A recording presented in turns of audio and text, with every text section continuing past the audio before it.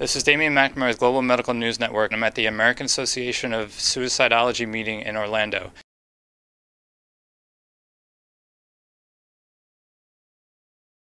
With me is Colonel and Dr. Elspeth Cameron Ritchie, who is a psychiatrist with the U.S. Surgeon General's office. Dr. Ritchie, thank you for being with me.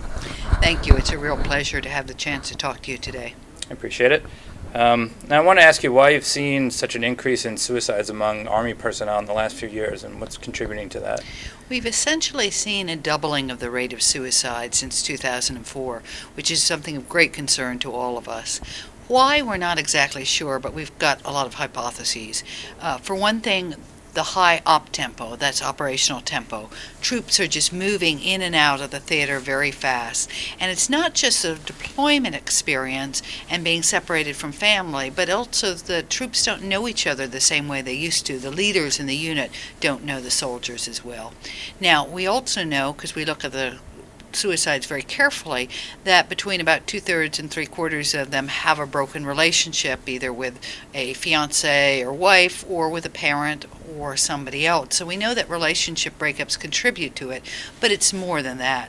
The other piece we think that is that with exposure to combat and heavy exposure to heavy combat, people sort of become desensitized and fatalistic, and they look at the world in a different way.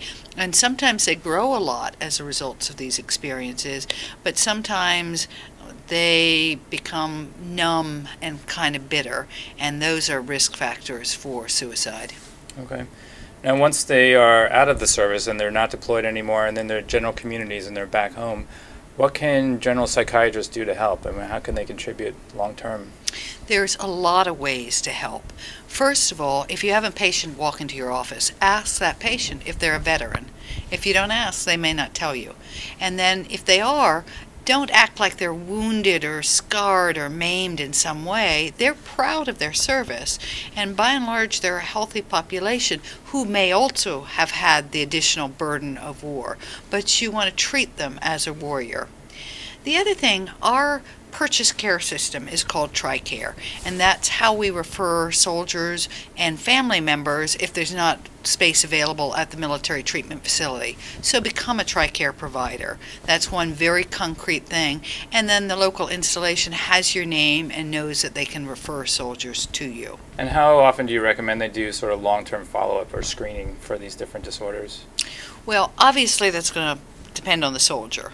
But since we know that soldiers are at risk for PTSD, for traumatic brain injury, for suicide, you want to ask at least at the initial evaluation, and then depending on what you find, you're going to keep asking over time. Substance abuse is another risk factor, and we know that many of our soldiers are drinking too heavily.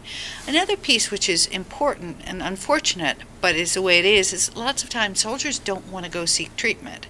They are not going to come to the shrink. So sometimes their girlfriend or their mother brings them, or sometimes they'll go to primary health care or another chaplain, somebody else. And you want to have good relationships with your primary care colleagues, with the chaplains, the other gatekeepers in the community, so that if a soldier comes to them and they're worried about the soldier, they'll know who to refer the soldier to.